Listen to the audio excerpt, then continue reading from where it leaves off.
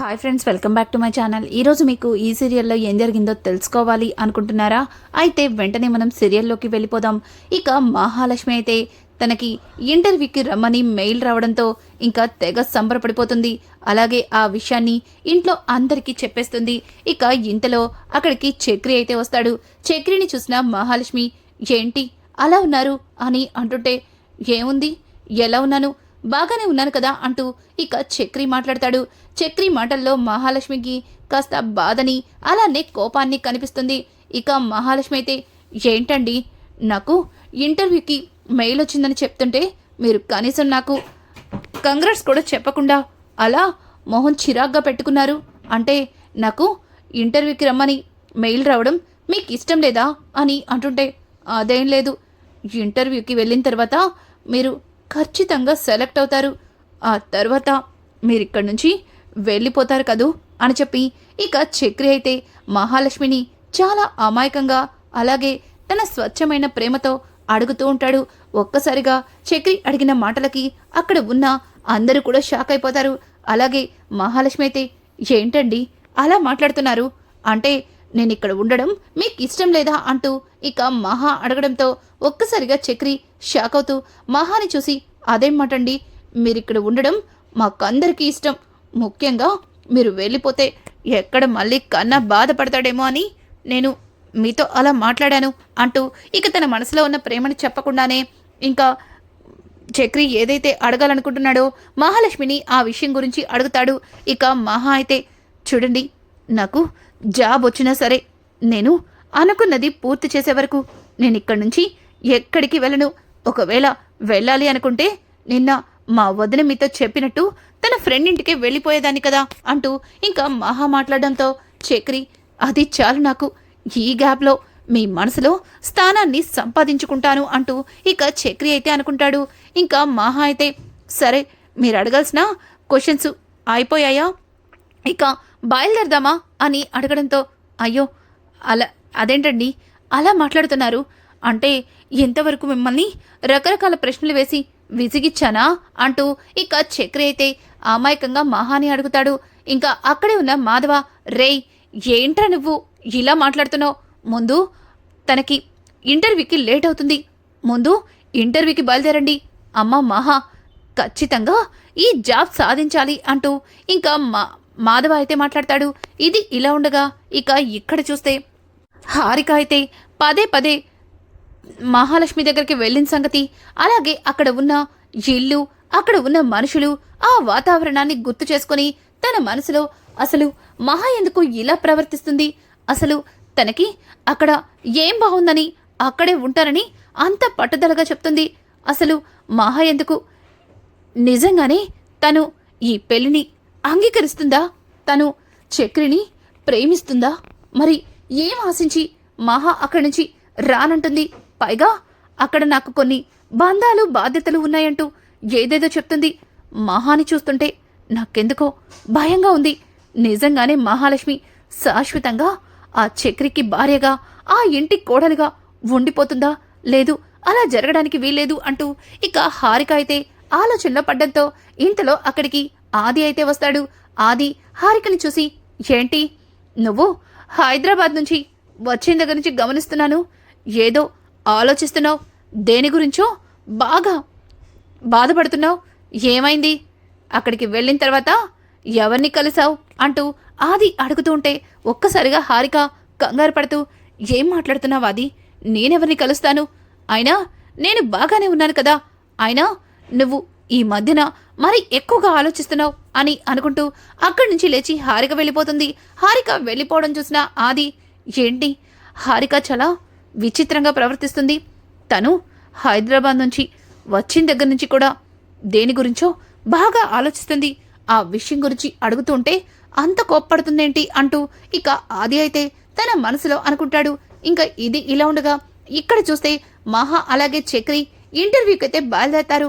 ఇక చక్రి అయితే మహాలక్ష్మికి, ఎవండి మీరు ఎక్కువ కంగారు పడకండి, మీరు నిన్న ఇంటర్వ్యూకి అటెండ్ అవ్వమని మెయిల్ వచ్చిన దగ్గర నుంచి గమనించాను, మీరు తెగ టెన్షన్ పడుతున్నారు, అలాగే ఇంటర్వ్యూకి వెళ్ళడానికి తెగ ప్రిపేర్ అవుతున్నారు, చూడండి మీరు ఇలా కంగారు పడితే మీతో పాటు మిమ్మల్ని ఇంటర్వ్యూ చేసి ఆయన కూడా కంగారు పడతారు. చూడండి, మీరు ముందు ప్రశాంతంగా ఉండండి అంటూ ఇక చక్రి అయితే మహాకి ధైర్యం చెప్పి అలాగే ఆల్ ద బెస్ట్ చెప్తాడు. ఇక మహాలక్ష్మి కూడా చక్రి తనకి అంత ధైర్యాన్ని ఇవ్వడంతో తను ఖచ్చితంగా ఇంటర్వ్యూలో పాస్ అవుతాను, ఈ ఈ జాబ్ని కొట్టేస్తాను అంటూ ఇక మహాలక్ష్మి అయితే చక్రితో చెప్పి లోపలికైతే వెళ్తుంది. అక్కడ తనతో పాటు ఇక జాబ్కి అటెండ్ అయిన వాళ్ళందరూ కూడా వెయిట్ చేస్తూ ఉంటారు. వాళ్ళతో మహాలక్ష్మి మాట్లాడుతూ ఉంటే, ఏమో మేడం, ఇక్కడ బాస్ చాలా స్ట్రిక్ట్ అని విన్నాం, పైగా ఇంతమంది ఉన్నా ఎవరికో ఒకరికి మాత్రమే ఆ జాబ్ ఇస్తామంటున్నారు అని చెప్పడంతో ఇక మహాలక్ష్మి తన మనసులో ఎట్టి పరిస్థితిలో ఈ జాబ్ని సంపాదించాలి, నేను అనుకున్న గోల్కి నేను చేరుకోవాలి అంటూ మహాలక్ష్మి తన మనసులో అనుకుంటుంది. ఇక ఇంతలో అక్కడికి భూషణ్ అయితే వస్తాడు. ఒక్కసారిగా భూషణ్ అయితే అక్కడ కూర్చుని ఉన్న మహాలక్ష్మిని చూసి షాక్ అయిపోతాడు.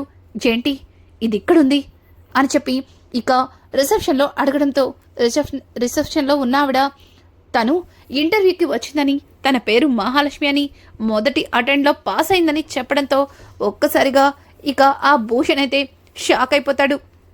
నన్ను కాదని ఆ డ్రైవర్ గారిని పెళ్లి చేసుకుంటావు కదా, చెప్తా నీ పని, ఈరోజు నీ మీద ఎలా పగ తెచ్చుకుంటానో చూస్తావు కదా అంటూ ఇక భూషణ్ అయితే లోపలికి వెళ్ళి తన ఫ్రెండ్తో మాట్లాడతాడు. ఇక తన ఫ్రెండ్, ఏంటి నువ్వు పెళ్లి చేసుకోబోయే అమ్మాయి ఇక్కడికి వచ్చిందా అని అంటుంటే, అవునరా, అది నన్ను పెళ్లి చేసుకుంటానని మోసం చేసి ఆఫ్టర్ ఆల్ ఒక డ్రైవర్ గారితో లేచిపోయింది. అట్లాంటి దాని మీద ఈరోజు రివెంజ్ తీర్చుకోవడానికి నాకు ఒక ఛాన్స్ వచ్చింది అని చెప్పి ఇక భూషణ్ అయితే తన స్నేహితుడితో మాట్లాడడంతో ఇక తన స్నేహితుడు కూడా భూషణ్కి, సరేరా అయితే కాస్త జాగ్రత్తగా డీల్ చేయి, ఏదన్నా తేడా జరిగితే మళ్ళీ మా ఆఫీస్కి బ్యాడ్ నేమ్ వస్తుంది అని అంటుంటే, రేయ్ నేను భూషణ్నిరా, నేనెందుకు మీ ఆఫీస్కి బ్యాడ్ నేమ్ వచ్చేలా చూసి చేస్తాను, అంతగా నీకు అలా అనిపిస్తాయి, ఈ ఆఫీస్ని కూడా నేనే తీసుకుంటాను అంటూ ఇక భూషణ్ అయితే అతనితో మాట్లాడి అక్కడి నుంచి పంపించేస్తాడు.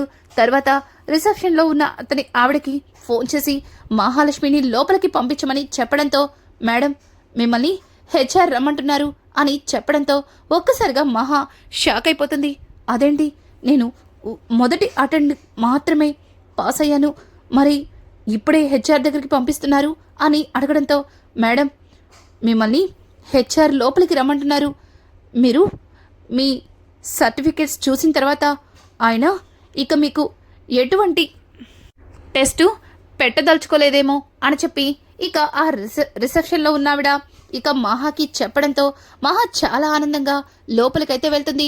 ఇక భూషణ్ వెనక్కి తిరిగి నిలబడ్డంతో, గుడ్ మార్నింగ్ సార్, నా పేరు మహాలక్ష్మి అంటూ తన సర్టిఫికేట్స్ని ఇంకా టేబుల్ మీద పెట్టబోవడంతో ఒక్కసారిగా భూషణ్ ముందుకు తిరుగుతాడు. భూషణ్ని చూసిన మహాలక్ష్మి ఒక అడుగు వెనక్కి వేస్తుంది. ఇదేంటి, ఈ జుట్టు పోలడు ఇక్కడున్నాడు అన్నట్టుగా ఇక మహాలక్ష్మి భయంగా ఇంకా భూషణ్ని చూడటంతో, భూషణ్ ఏంటి నన్నిక్కడ చూసి హవాకయ్యావా అని అడగడంతో, ఇది నీ ఆఫీస్ అని తెలియక వచ్చాను, సారీ అంటూ ఇక మహాలక్ష్మి అయితే టేబుల్ మీద ఉన్న సర్టిఫికేట్స్ తీసుకుని అక్కడి నుంచి వెళ్ళబోతుంటే, ఆగు, ఎక్కడికి వెళ్తున్నావంటూ మహాలక్ష్మి చెయ్యి పట్టుకుంటాడు. ఒక్కసారిగా మహా ఇక భూషణ్ని చూసి తన చేతిని, ఏయ్ వదులుతావా లేదా అంటూ చేతిని వదిలించుకోబోతుంటే ఇక భూషణ్ అయితే, నేను వదలడానికి పట్టుకోలేదే, ఈ చెయ్యి నన్ను పెళ్లి చేసుకుంటానని నమ్మించి ఒక డ్రైవర్ గాడితో లేచిపోతావా, నీ వల్ల నా పరువంతా పోయింది, నీ వల్ల నేను లండన్కి వెళ్లకుండా ఆగిపోయాను, వీటన్నింటికి నువ్వే కారణం, నిన్ను ఎట్లా వదిలిపెడతా అనుకుంటున్నావు, చూడు నువ్వు ఎప్పుడెప్పుడు కనిపిస్తావా, నీ మీద ఎప్పుడెప్పుడు నాకున్న కోపం మొత్తాన్ని తీర్చుకోవాలని చూస్తున్నాను, ఇంత ఈజీగా దొరుకుతావని అస్సలు అనుకోలేదంటూ ఇక భూషణ్ అయితే మహా చెయ్యి పట్టుకుని బలవంతంగా లోపలికి లాగుతాడు. ఇంకా మహాలక్ష్మి అయితే, రేయ్ వదులుతావా లేదా అంటూ గట్టిగా అరుస్తుంది. ఇక ఇంతలో అక్కడ ఉన్న కొంతమంది సెక్యూరిటీ అయితే పరిగెత్తుకుంటూ లోపలికి వస్తారు. ఇంకా మహాలక్ష్మి అయితే, ప్లీజ్ హెల్ప్ మీ అని అరవడంతో ఇక భూషణ్ అయితే వాళ్ళ వైపు చూసి ఇక్కడి నుంచి వెళ్ళిపోండి అని కళ్ళతోనే సైగ చేస్తాడు. ఒక్కసారిగా వాళ్ళైతే ఇక డోర్ లాక్ చేసి అక్కడి నుంచి వెళ్ళిపోతారు. ఇంకా మహాలక్ష్మి అయితే అలా వాళ్ళు వెళ్ళిపోవడం చూసి చాలా భయపడిపోతుంది. రేయ్ వదులుతావా లేదా? అసలు నువ్వు మనిషివేనా? నువ్విలా చేస్తావని అస్సలు ఊహించలేదు అంటూ ఇంకా మహాలక్ష్మి అయితే భూషణ్ నుంచి తప్పించుకోవడానికి చాలా రకాలుగా ప్రయత్నిస్తుంది. కానీ భూషణ్ తనని బయటికి వెళ్లకుండా అన్నీ లాక్ చేస్తాడు. ఇంకా మహాలక్ష్మి అయితే భూషణ్ నుంచి తప్పించుకొని అక్కడ ఉన్న విండోలో నుంచి చక్రి అని గట్టిగా అరవడంతో ఉన్నట్టుండి చక్రి తలపైకెత్తి చూస్తాడు. ఇక కిటికీలో నుంచి మహాలక్ష్మి ఏడుస్తూ కనిపిస్తుంది. ఒక్కసారిగా చక్రి ఏమండి ఏమైందండి అన్నట్టుగా ఇక పరిగెత్తుకుంటూ లోపలికి వచ్చేసరికి అక్కడ ఉన్న సెక్యూరిటీ అయితే చక్రిని లోపలికి రానివ్వకుండా ఆపుతారు. ఇంకా చక్రి కోపాన్ని తట్టుకోలేక సెక్యూరిటీని గట్టిగా తోసి ఇక మహాలక్ష్మి ఇంటర్వ్యూకి వెళ్ళిన ఆ రూమ్కైతే వెళ్తాడు. ఆ తలుపుని గట్టిగా తనడంతో తలుపు ఊడి ఇక చక్రి లోపలికైతే వెళ్తాడు. మహాలక్ష్మిని ఇక భూషణ్ అయితే బలవంతం చేయబోతుంటే చూసి తట్టుకోలేని చక్రి భూషణ్ని ఒక్క తంతాడు. ఇక భూషణ్ అయితే దూరంగా పడతాడు. ఒక్కసారిగా మహాలక్ష్మి చక్రి దగ్గరకొచ్చి చక్రిని వెనక చట్న నుంచుంటుంది. ఇంకా భూషణ్ అయితే రేయ్ నన్నే కొడతావా నిన్ను అంటూ ఇక భూషణ్ అయితే చక్రిని కొట్టబోతుంటే ఇక చక్రి ఆవేశాన్ని తట్టుకోలేక అక్కడే ఉన్న ఒక చైర్తో తన తల మీద కొడతాడు. ఉన్నట్టుండి ఇక ఆ ఆఫీసు చైర్మన్ అయిన భూషణ్ స్నేహితుడు అక్కడికైతే వస్తాడు. జరిగిందంతా చూసి ఏంటిదంతా అని అంటుంటే అసలు ఇక్కడేం జరుగుతుందో నీకు తెలీదా? విడు ఈ అమ్మాయిని బలవంతం చేయబోయాడు అంటూ ఇక చక్రి అయితే మరొక్కసారి భూషణ్ని ఎగిరి కాల్తో తంతాడు. ఇక అతనైతే రేయ్ భూషణ్ ఏంట్రా ఇదంతా? నువ్వేదో తన మీద పగ తీర్చుకుంటాను అంటే తనని 4 మాటలని ఇక్కడి నుంచి పంపించేస్తావనుకుంటే ఏంట్రా ఇంత చీప్గా ప్రవర్తించావు? నా ఆఫీస్కి చాలా మంచి పేరుంది, అట్లాంటిది నువ్వు తన మీద అటాక్ చేసి ఇంత చండాలంగా ప్రవర్తిస్తావని అస్సలు అనుకోలేదంటూ ఇక అతనైతే చక్రికి క్షమాపణ చెప్పి మహాలక్ష్మిని చూసి 2 చేతులతో దండం పెడతాడు. ఇక మహాలక్ష్మిని తీసుకుని చక్రి అక్కడి నుంచి బయటకైతే వెళ్తాడు. ఒక్కసారిగా మహాలక్ష్మి అక్కడ జరిగిందంతా తలుచుకుని భయంతో చక్రిని గట్టిగా హత్తుకుంటుంది. ఇక చక్రి అయితే ఏవండి ఏం భయం లేదండి, నేనున్నాను కదండి, ఒక్కసారి కళ్ళు తెరవండి, నన్ను చూడండి అంటూ ఇక చక్రి అయితే మహాని కదుపుతూ ఉంటాడు. ఇక మహా అయితే తనని కళ్ళ నిండా నీళ్లతో చక్రి వైపు చూసి ఈరోజు మీరే కనుక లేకపోతే నా జీవితం సర్వనాశనమైపోయేది. ఇంతకు ముందు వాడితో పెళ్లి జరగకుండా ఆపడానికి నా మెడలో తాళి కట్టారు. ఇప్పుడు నా జీవితాన్ని కాపాడడానికి మీ ప్రాణాలని పలంగా పెట్టి వాడితో గొడవ పడ్డారు. మీలాంటి మంచి వాళ్ళని నేనింతవరకు ఎక్కడ చూడలేదు. మీకు థ్యాంక్స్ అనేది చాలా చిన్న మాట అంటూ ఇక మహా అయితే మరొకసారి చక్రిని గట్టిగా హత్తుకుంటుంది. ఇక చక్రి అయితే మహాలక్ష్మి బాధని చూసి ఇంకా తనకి నచ్చ చెప్పడం కోసం తనని దగ్గరికి తీసుకొని ఏవండి ఏంటండి మీరు చిన్నపిల్లలాగా ఇలా ఏడుస్తున్నారు? నేనుండగా మీ మీద ఈగ కూడా వాళ్ళదు. ఇలాంటి భూషణ్ లాంటి వాళ్ళు, ఆ పిలకోడు లాంటి వాళ్ళు 100 మంది వచ్చినా మిమ్మల్ని ఏమీ చేయలేరు. రండి అంటూ ఇక కారులో కూర్చోపెట్టుకొని తనతో పాటు ఒక కాఫీ షాప్కి అయితే తీసుకెళ్తాడు.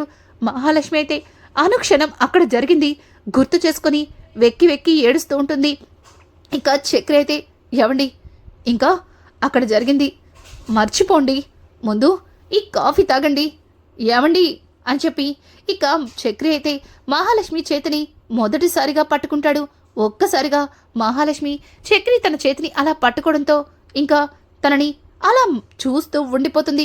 అలా చక్రి మహాలక్ష్మికి అన్ని రకాలుగా నచ్చ చెప్తూ ఉంటే మహాలక్ష్మి ఒక్కసారిగా మైకం కమ్మిందల్లా చక్రిని రెప్పవేయకుండా చూస్తూ ఉండిపోతుంది. ఇక మన మహాలక్ష్మికి కూడా చక్రి మీద ప్రేమ మొదలైంది అని ఇప్పుడే మనకి అర్థమవుతుంది. ఇక ఇదంతా ఇలా ఉండగా ఇంట్లో అయితే కన్నా పదే ఇంట్లోకి బయటకి తిరుగుతూ ఉంటాడు. ఇంతలో అక్కడే ఉన్న నారాయణ రేయ్ లిల్లీపుట్ ఏంట్రా వచ్చినప్పటి నుంచి చూస్తున్నాను లోపలికి బయటికి కాలు కళ్ళ పిల్లిలాగా అలా తిరుగుతున్నావు అని అంటుంటే నీకేం తెలుసు, ఈరోజు వదిన ఇంటర్వ్యూకి వెళ్ళింది, తనకి జాబ్ రావాలని వదిన చాలాసేపు దేవుడి దగ్గర దండం పెట్టుకుంది. వదినతో పాటు నేను కూడా పెట్టుకున్నాను. జాబ్ రాకపోతే మళ్ళీ వదిన ఫీల్ అవుతుంది. అందుకే వదినకి జాబ్ వచ్చిందా లేదో తెలుసుకుందామని వదిన కోసం ఎదురు చూస్తున్నాను అంటూ ఇక కన్నా మాట్లాడుతూ ఉంటే కన్నా మాటలకి నారాయణ, రేయ్, నా కోడలు బంగారం, మహా తెలివైనది. తనకు కాకపోతే ఆ ఉద్యోగం ఎవడికిస్తాడ్రా? అదిగో అమ్మాయి వచ్చేస్తుంది అంటూ ఇక నారాయణ అయితే వస్తున్న చక్రి అలాగే మహా కారు వైపు చూపిస్తాడు. ఇక కన్నా పరిగెత్తుకుంటూ కారు దగ్గరికి వెళ్ళేసరికి ఇంకా మహాలక్ష్మి అయితే చాలా అంటే చాలా బాధగా కనిపిస్తూ కారు అయితే దిగుతుంది.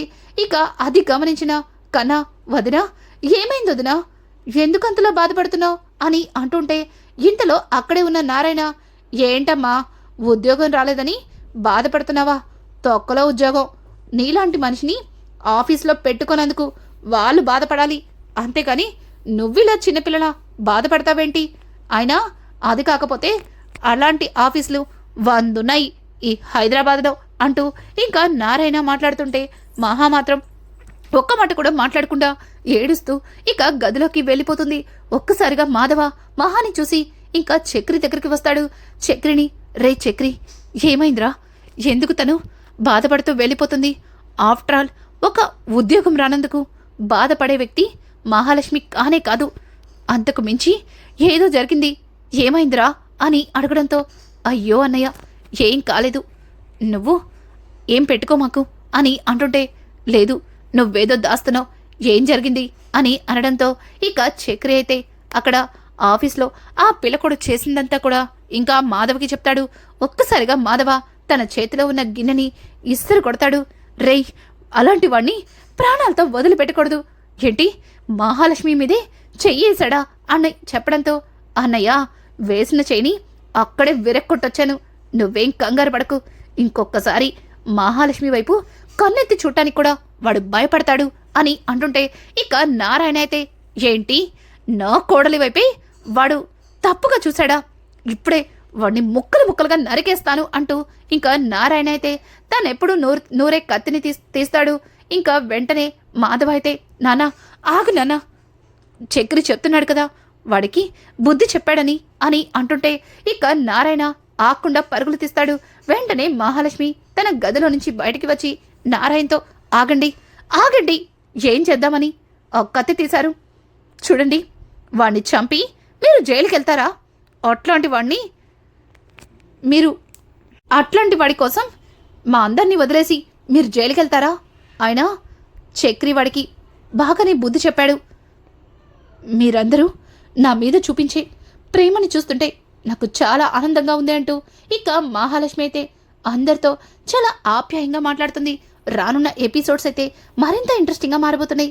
ఇక మన మహాలక్ష్మి చక్రిల మధ్యలో మొదలైన ప్రేమ ఎటువైపు మలుపు తిరగబోతుంది, అలాగే మన మాధవ కోసం వచ్చే ఆ కొత్త హీరోయిన్ ఎలా ఉండబోతుంది, ఇట్లాంటి లేటెస్ట్ ఎపిసోడ్స్ మీకు మరిన్ని కావాలి అనుకుంటే మా ఛానల్ని సబ్స్క్రైబ్ చేసుకోవడం మాత్రం మర్చిపోకండి. Thanks for watching.